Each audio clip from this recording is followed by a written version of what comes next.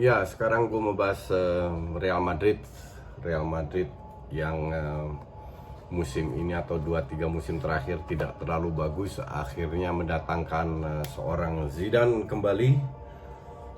Zidane yang sudah memenangkan 3 Champions League, dan itu sebuah prestasi. Cuman Zidane juga sadar bahwa dia tidak memiliki tim yang bisa bersaing dengan Barca dalam arti untuk La Liga. La Liga itu benar-benar long term, lu harus bermain konsisten, tidak memperhitungkan apa namanya,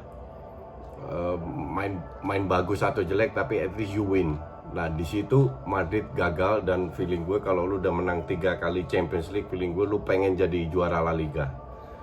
Dan pada prinsipnya squad Madrid sih sudah oke. Cuman gue selalu mempertanyakan, gue bukan fansnya Zidane, but that's okay, nggak ada masalah selama dia bisa bermain menang dengan kualitas pemainnya dia miliki. Gue rasa manajemen dan fansnya happy aja, oke? Karena untuk gue, kita bicara Real Madrid, one of the biggest team di dunia, bukan di Eropa, di dunia, bukan hanya di Spanyol, di Eropa, tapi benar-benar di dunia. Feeling gue mereka harus bisa bermain dengan strategi bagus, menguasai pertandingan, dan selalu punya bintang. Maka dari itu namanya Los Galacticos, dan menang dan meraih 3 poin.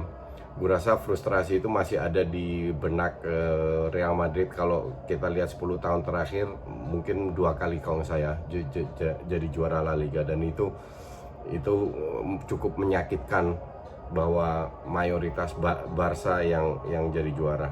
Tapi kalau kita lihat squadnya itu luar biasa mewahnya. Sebenarnya kalau kita lihat kenapa Zidane bisa meraih 3 Champions League, itu murni dengan kehadiran Ronaldo. Ronaldo sangat penting. Gue selalu bilang Zidane ini cuma ngandelin 3 pemain depan, bola ke depan udah terserah mau diapain, oke? Dan kerjasama antara Ronaldo dan Benzema itu luar biasa bagusnya. Sekarang baru kelihatan pada saat Hazard dijual. Hazard bukan tipe pemain seperti itu. Hazard lebih playmaker. Hazard kalau di Chelsea kedip dikit dia udah dapat bola. Di Madrid nggak ada kayak begitu. Dia harus lebih kerja keras, dia meminta. Maka dari itu masih nggak klop Hazard bermain di situ. Padahal kalau Zidane punya strategi yang jelas, dia bisa memanfaatkan Hazard ke depannya menurut gue. Nah, sekarang yang jadi masalah juga, Madrid kita kenal sebagai Los Galacticos, tapi akhir-akhir ini mereka invest banyak di pemain muda. Nggak ada masalah juga, bagus bahkan, karena pemain muda yang dimiliki Madrid bisa dibilang kelas atas lah. Cuman yang jadi masalah, pemain muda ini sering tampil tidak konsisten. Vinicius, Rodrigo, Valverde, Eder Militao. Bahkan sekarang baru beli 1 pemain dari Brasil juga, Jesus kalau nggak salah namanya. Bisa mereka akan dapat 5 pemain muda, yang dari 5 tidak ada 1 penampilan konsisten. Ini yang jadi masalah. Ini yang gue selalu bahas. Madrid sudah dikenal dengan Los Galacticos, di mana selalu beli pemain bintang, selalu perform, selalu bagus. Nah, Los Galacticos ini pelan-pelan sudah hilang. Entah itu perbedaan filosofi atau belum nemu aja, tapi yang jelas invest di pemain muda sudah mereka lakukan, which is good menurut gue untuk jangka panjang. Sekarang tinggal apakah pemain muda ini diberi kesempatan juga oleh Zidane. Sekali-sekali, hampir tiap match ada Vinicius main, Rodrigo main, Valverde bahkan sering jadi starter, Militao sekali-sekali main. Tapi sekali lagi tidak cukup untuk bisa memenangkan Champions League juga dan La Liga. Sementara pemain-pemain yang diandalkan udah mulai tua, udah mulai nggak perform. Sangat kelihatan, terutama di La Liga dan terakhir lawan Man City, mereka sudah nggak bisa ngandelin itu lagi. Kualitasnya itu sudah ngedrop. Ini akan menjadi PR musim depan untuk Zidane membeli pemain yang juga mungkin Los Galacticos punya nama besar, tapi bisa langsung perform. Lu nggak bisa mengandalkan pemain kayak Eder Militao atau Nacho Fernandez sebagai center back pada saat Varane dan Ramos cedera. Nah, itu yang jadi masalah dengan Madrid. Mereka harus punya lapis 2 pun juga memadai. Let's say pemain muda jadi pelapis 2. Nah, at least harus ada pemain bintang yang menghuni tim utama. Dan itu belum mereka miliki. Oke, kita lihat line up-nya. Mereka sudah punya 2 kiper yang bagus, Areola dan Courtois.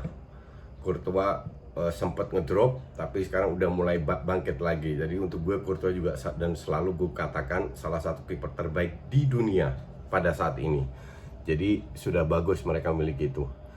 Kita lihat di belakang, Varane oke, Militao sebagai cadangan oke, Ramos sudah tidak bisa main setiap minggu lagi. Kita lihat sudah sering ngedrop. Untuk level Madrid nggak bisa lagi, harus beli 1 center back. Ferland Mendy terlalu banyak cedera, oke juga, bagus juga. Marcelo cadangan, Carvajal oke, udah that's it.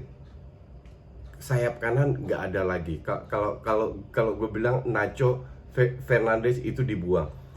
Jadi bahkan Ramos musim depan itu harus jadi cadangan. Jadi minimal lu butuh minimal 1, kalau bisa 2 center back lagi, oke? Untuk di kiri, lu nggak bisa ngandelin Marcelo dan Mendy doang, terlalu banyak cedera. Kalau bisa beli 1 lagi dan pelapisnya, jadi pelapis sayap kanan, Carvajal. Jadi untuk lini belakang 3-4 pemain harus didatangkan kalau mau lebih bisa bersaing. Mungkin tipenya kayak Zinchenko itu cocok. Zinchenko-nya siapa namanya, City. Untuk di kiri, di kanan gue nggak tahu, nggak kepikiran, tapi tipe-tipe kayak Trent Alexander-Arnold itu cocok juga tuh. Dan Madrid bisa beli semua pemain yang mereka inginkan, mereka bisa beli. Nggak ada masalah dengan financial fair play dan lain-lainnya. Duitnya banyak, income-nya banyak, dan itu selalu mereka lakukan, membuat sebuah tim Galacticos. Oke. Kalau kita lihat di tengah, Casemiro untuk gue out, udah ketuaan, udah nggak bisa. Valverde, Casemiro out, Valverde oke. Toni Kroos oke. Modric jual. Isco mau butuh berapa peluang lagi untuk bisa membuktikan. Gue bilang Isco jual, James jual. Ada 1 pemain berhasil, Reiner ya masih terlalu muda. Belum Brahim Diaz, ini cadangan. Hazard bisa digeser ke tengah.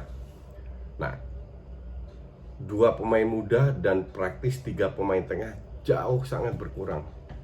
Valverde pun kita tahu nggak selalu main bagus.